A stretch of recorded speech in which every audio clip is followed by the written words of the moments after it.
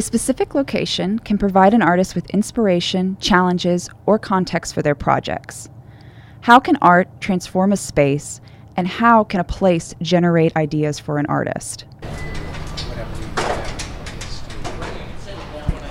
My name is Shagun Singh. My background is in interaction design and architecture. Hi, my name is Rick Lynn. I'm a creative technologist and filmmaker. What is the story behind Urban Matter Inc., and what is your mission as a team? So Urban Matter Inc. is an art, design, architecture, and technology studio. We create experiences, and the focus of our experiences is primarily on interaction between people and spaces and people and people. So we like to connect people to one another by creating these delightful experiences. So describe the piece Golden Afternoon, and what will visitors see when they visit the Sea Home development?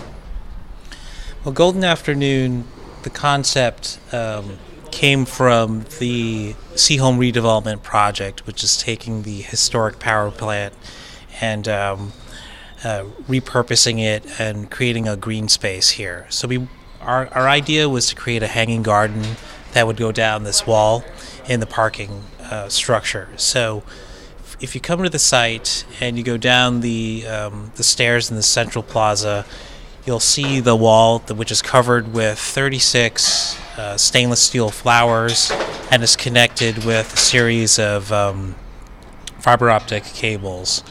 And while visiting Austin, we went to the botanical garden, and we got inspiration from Texas wildflowers, from the prairie nymph and the Indian blanket. So we used those as inspiration points to create the flowers that are on the wall today.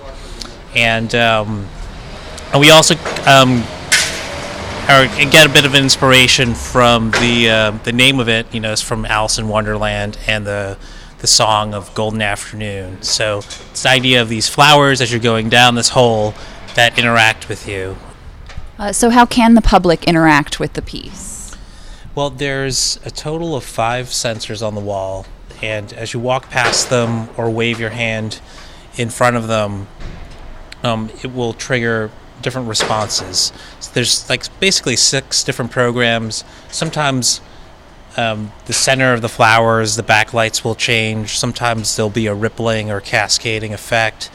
Sometimes the colors will change suddenly. It really depends on what program is running at that time.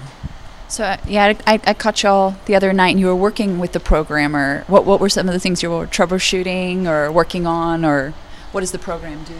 Some animations feel like the user feels like they have triggered something, that, oh, I have a relationship with this art piece because it's responding to me. You can figure that out very easily.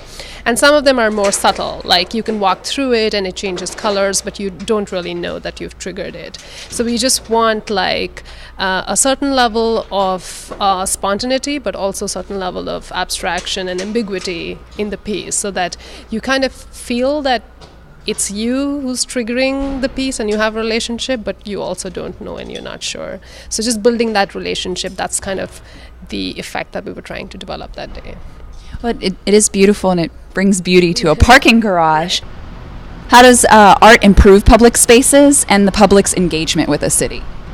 I can speak to the work that we do as Urban Matter. A lot of our work is situated in places where people don't really have art. So one of our first pieces was at an underpass under a big freeway in an area where a lot of artists didn't go in and put up stuff, but we fundraised extensively and created a piece for that space, and it was a sound art piece. So essentially it was responding to all the noise which was on the freeway and creating these beautiful light animations. So I feel like for us, we like to take the energy of the city and translate it into something really interesting. So in this case, Golden Afternoon is very interesting to us because it's in a parking lot, and people don't expect to see art in a parking lot, and that's what kind of is intriguing to us. So in the same way, art in, let's say, gas stations and art in underpasses.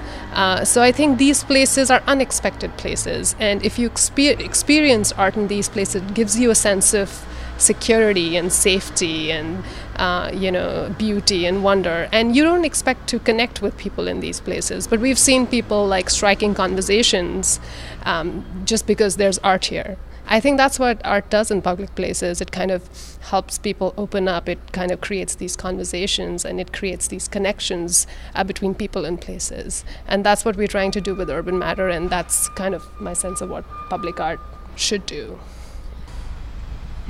You mentioned, so we're in a parking garage. Are there some other successful projects that you've had where in unexpected places?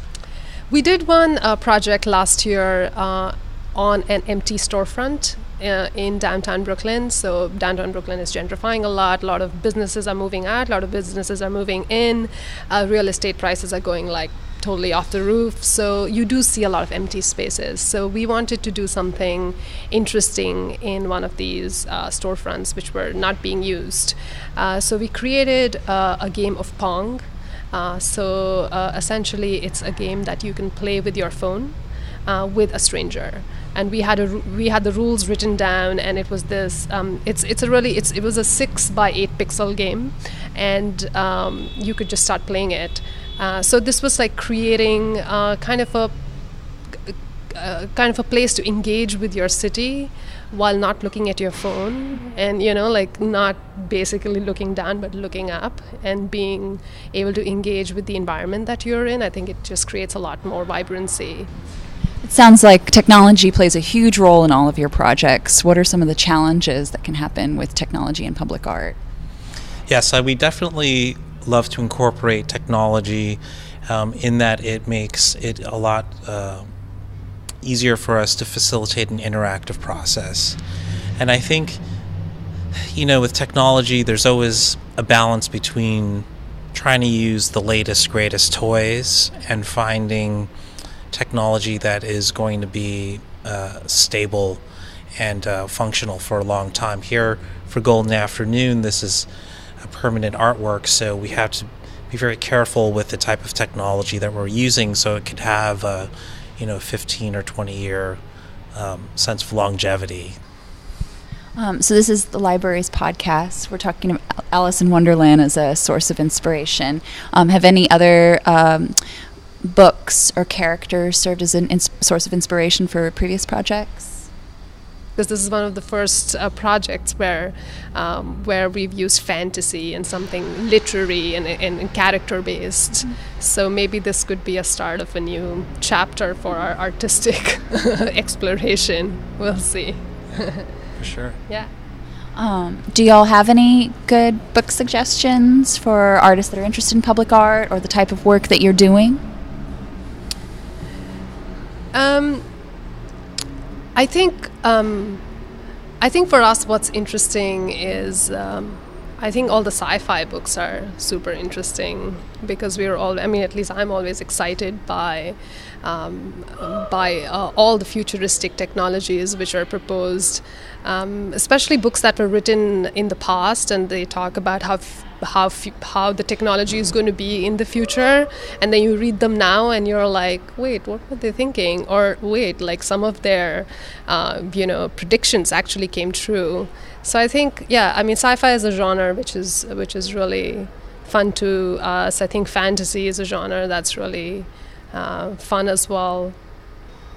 What is something that you want an Austinite to take away after experiencing this piece? I think a lot of people, when they think of public art, they might be thinking of a bronze sculpture or something traditional like that. And we really wanted to do something that was sculptural, but was really kind of out there, the whole Keep Austin Weird thing. So we really want to make our contribution to that, with this piece. And I think it's really fun, and we hope that people can come here with their families and play with the sensors and check it out. So, well, thank you both so much. Oh, thank you. Thank you so much. Art in Public Places and the Austin Public Library invite you to join them for the celebration of the completion of Golden Afternoon. We will have a mad tea party at the C Home Parking Garage on Friday, April 22nd from 6 to 8 p.m.